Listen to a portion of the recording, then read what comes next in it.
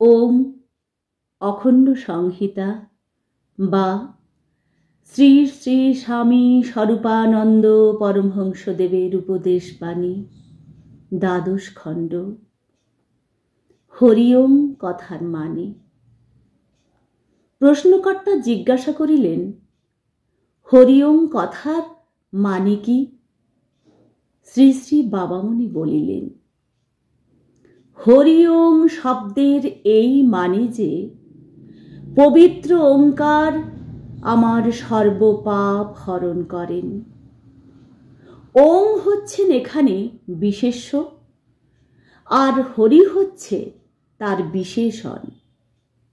যিনি আমার সর্বপাপ, সর্বতাপ, সর্ব আধি, সর্বব্যাধি, সর্বদুঃখ, সর্বক্লেশ হরণ করে আমাকে শান্তি, তৃপ্তি, অভয় ও আনন্দ দান করেন।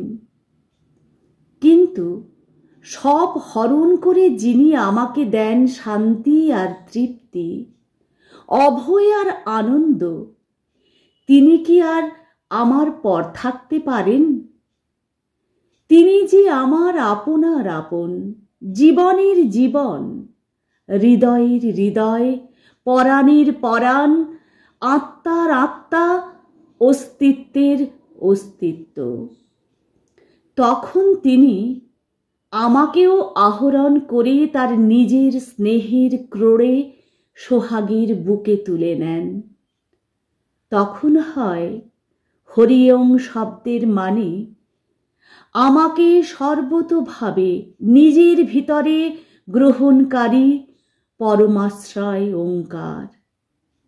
কিন্তু তিনি শুধু আমাকে আহরণ করেই কি নিজের লীলা নিজের ভিতরে সংবৃত করে নেন?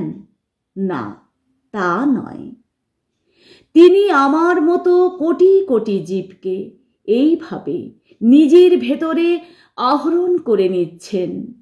বাইরের সহস্র সৃষ্টি বৈচিত্র্যের ভিতরেও একমাত্র তিনি যে সকলের সমন্বয়ের সূত্র। তিনি যে বহু প্রসারী মহাবৃক্ষের সহস্র সহস্র বিভিন্ন আয়তনের পত্রাবলীর একমাত্র রস সঞ্চারক। তার দরুণী ফুটে সব ফুল যে তারই পায়ে অঞ্জলি রূপে পড়ে, একথা প্রকৃষ্ট রূপে অনুভূতি গম্য করিয়ে দিয়ে তিনি যে কোটি চন্দ্র, কোটি সূর্য, কোটি ব্রহ্মাণ্ডকে নিজের ভিতরে আকর্ষণ করে নিচ্ছেন এবং সকলকে আহরণ করে নিয়ে সকলের সমাহারের ভিতরেও নিজেকে এক অত্যাশ্চর্য মহিমায় পৃথক করে ধরে রেখে জ্ঞানীর সাথে প্রেমের খেলা খেলছেন। তখন হরি ওম মানে সর্বাহারক ওঙ্কার। নিখিল বেদ, জগতের যাবতীয় শাস্ত্র, প্রকাশিত ও অপ্রকাশিত, অনুভূত ও অননুভূত সকল জ্ঞান তারই কাছ থেকে ছুটে এসে চতুর্দিকে একটা সৃষ্টির তরঙ্গ খেলে নিয়ে পুনরায় তার মধ্যেই সমাহৃত হচ্ছে। এই হচ্ছে হরি ওম কথার মানে।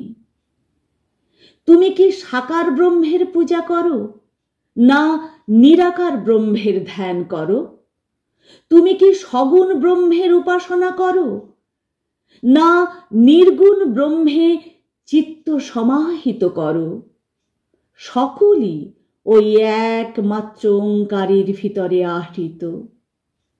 এই হচ্ছে হরি ওম কথার মানে।